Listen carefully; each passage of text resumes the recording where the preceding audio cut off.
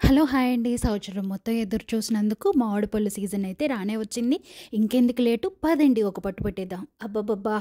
బంగినపిల్లి, చెరుకు రసాలు, చిత్తూరు నీలాలు అబ్బబ్బబ్బా! 'దేశముదురు' మూవీలో కోవె సరళలాగా కకృతి పడింది చాలు.